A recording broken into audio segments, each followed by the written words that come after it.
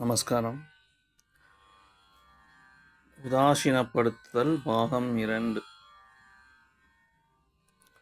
போன சத்சங்கத்தில்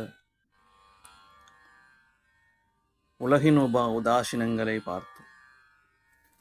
உலகின் உதாசீனங்களை பார்த்த பின்பு ஞான வாழ்வில் நுழைய வேண்டும் என்று ஆசைப்பட்ட சீடன் குருவிடம் வந்தால், குருவினிடம் கவலைகள் அனந்தமாக கூறிய பொழுது குருவோ உதாசீனப்படுத்துகிறார். தன் பிரச்சனைகள் அனைத்தும் சொன்னாலும் குரு அதை செவியுற கேட்பதில்லையே என்று சீடனுக்கு ஒரு மனோபாவம் இருக்கும்.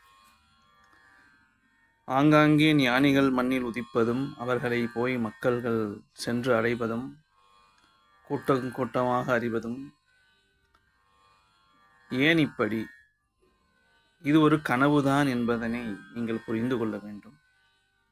அதனால்தான் ஞானிகளிடம் சென்றால் இதனை அவர்கள் காதில் வாங்கி போட்டுக்கொள்வதே இல்லை. தந்தையை தாய் உதாசீனம் செய்கிறாள், தாயை தந்தை உதாசீனம் செய்கிறார். கணவனை மனைவி உதாசீனம் செய்கிறார், மனைவியை மக்கள் உதாசீனம் செய்கிறார். மக்களை அவர்கள் உறவுகள் உதாசீனம் செய்யும். ஆக வாழையடி வாழையாக வந்ததோர் திருமரபு கூட்டத்தின் வழியில் பார்க்கும் பொழுது இந்த உலகில் எல்லாமே உதாசீனங்கள் தான். உதாசீனங்கள் மட்டுமே உங்களுக்கு நிலைபெறும். ஓடி ஓடி உழைத்து உள்ளம் கசியாது உடலை கரைத்து பொருளை மலையளவு ஈட்டி யாரோ சுகப்பட வேண்டி மனைவி மக்கள் என்ற அஞ்ஞானத்தில் அவர்கள் சுகப்பட வேண்டி மலையளவு சொத்தை சேர்த்துவிட்டு மண்ணில் நோய்வாய்ப்பட்டு இறந்து போகிறார்கள் எத்தனையோ கோடீஸ்வரர்கள்.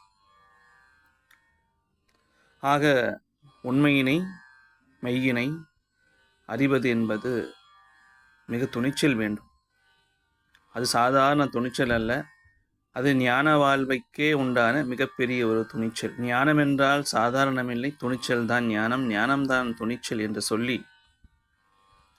உலகின் சுகபோகங்களை மட்டுமல்ல, வந்ததை வரவில் வை, போனதை செலவில் வை என்று சொல்லும் பெரியோர் சான்றோர்களின் வாக்கின்படி உங்களை உதாசீனப்படுத்துபவர்களை நீங்களும் உதாசீனப்படுத்திவிட்டு ஞான வாழ்வின் வாயிற்படியில் மிதிக்கும் பொழுது சத்குருவும் உதாசீனப்படுத்துவார். சீடனுக்கு இந்த உதாசீன பாவம் வர வேண்டும். அத்வைத வழியாக தத்துவ ஞானங்கள் அனந்த கோடி தத்துவங்கள்லாம் படித்தாலும் ஜீவபாவ அஜ்ஞானமான அந்த பொய் போதமான நானாபோதம் கெட்டொழிய இந்த உதாசீனங்கள் தேவைப்படுகிறது. இறைவனும் உதாசீனப்படுத்துகிறார். ஏக இறைவனும் அமைதியாக இருந்து விடுகிறார். பிரச்சனைகளை நீயே சந்தித்து முன்னேறி வா.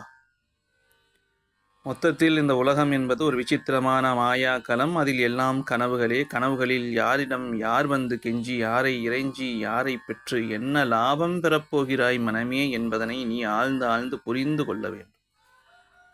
அதற்காகவே தான் இந்த இயற்கையில் இப்படி ஒரு உதாசீனங்களும் வந்து சேர்ந்தன என்று புரிந்து கொள்ள வேண்டும். உடலினை நீ மெய்யென்று கருதுவாய். அந்த கருத்தினை உதாசீனப்படுத்தவே உடலுக்கு நோய் என்பது வருகிறது. உடல் நிலையாமையே. ஓடம் இருக்கும் பொழுதே ஓடையை கடக்க வேண்டும். ஓடம் இது மெய்யா பொய்யா என்பதை நீயே விசாரித்து அறிய வேண்டும். மகனே, ஞான மகனே, பக்த மகனே, இதை நீ ஆழ்ந்து தெளிய வேண்டும், இல்லையா?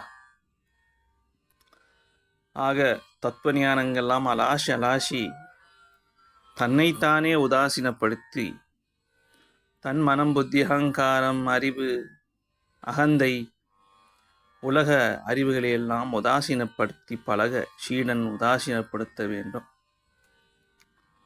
மெய்யறிவா பொய்யறிவா, பெற்றதல்ல அறிவெல்லாம் மெய்யறிவாகுமா என்பதனை ஆழ்ந்து விசாரித்து விசார நோக்கில் தன் மனதை தான் உதாசீனப்படுத்தி தன் அறிவை தான் உதாசீனப்படுத்தி மெய்யறிவில் புகுந்து ஆழ்ந்து ஊறி அங்கேயே நவநீதத்தை கடைந்து எடுப்பது போலே,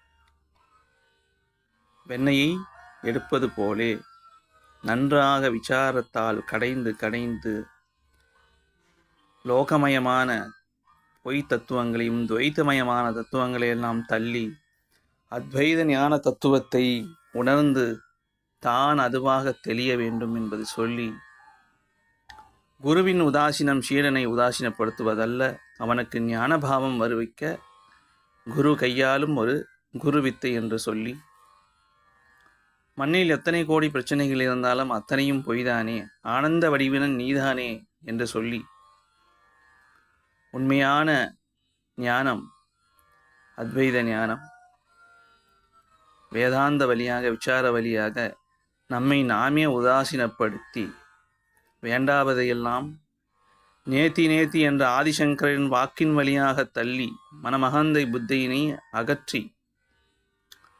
சுற்றியிருக்கும் சுற்றம் சூழல் சுற்றுலா திரியும் பழக்கம் உலகெல்லாம் தெரிந்து ஆங்காங்கே பல விஷயங்களை கண்டு கழித்த இந்த மனதையும் நாம் உதாசீனப்படுத்தி உலகறிவையும் உதாசீனப்படுத்தி தன்னிலையில் தான் நிலை பெறச் செய்யக்கூடிய அந்த மெய்யறிவில் நாம் நிலை பெற நல்ல அத்வைத ஞான நூல்கையெல்லாம் பழகி பழகி விசாரம் செய்து மிகுந்த அடக்கமும் பொறுமையும் ஞானமும் ஒற்று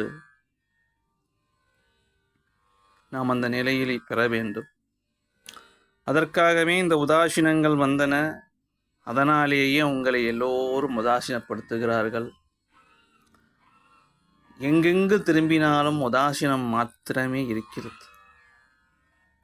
சத்குரு சீடனை உதாசீனப்படுத்துவதில்லை. உதாசீனப்படுத்துவது போல் தெரிந்தாலும் சத்குருவின் பார்வையும் அருட்பார்வை எப்பொழுதும் கடாட்சம் சீடனின் மேல் இருந்து கொண்டே இருக்கிறது. பகவான் ரமணர் இடம் சென்றவர்கள் எல்லாரும் சொல்வது, நாங்கள் பார்த்து கொண்டே இருப்போம், அவர் பார்க்க மாட்டார், அவர் மலையை பார்த்து கொண்டு இருப்பார், ஏதோ ஒரு நிலையில் நின்று கொண்டே இருப்பார் என்று. ஆக அந்த உண்மையினை நாம் தெரிந்து கொள்ள வேண்டும் என்று கூறி, இந்த நிலையினை நீங்கள் அடைவது உங்கள் கையில்தான் இருக்கிறது, அதை நீங்கள் புரிந்து கொள்ள வேண்டும் என்று சொல்லி, அந்த நிலையினை நீங்கள் அடையுங்கள். பகவான் ரமணர் உதாசீன பாவத்தோடவே இருப்பார். தன் அருள் விழியால் வந்தவர்களை எல்லாம் நினைத்து அந்த அத்வைத ஞான வழியினை அவருக்கு புகட்டி அருளாலே அருளை உணர்த்தும் வழியாக அவர் தீட்சண்யத்தை அளித்து உதாசீன பாவத்திலேயே பல கோடி அன்பர்களை தேற்றி அருளினார் என்பதை நாம் மறந்துவிடக்கூடாது. எண்ணற்ற மகான்கள் ஞானிகள் அந்த வழியில் இருந்தார்கள். தாயுமானவர் கூட ஒரு வழியில் சொல்கிறார், வந்ததோர் வாழ்வும் மனையும் மக்களும் இமைப்பொழுது இந்திரஜாலமென கான் என்று தாயுமானவர் கூறி, உலகில் அனைத்தும் உதாசீனங்களே என்று சொல்லி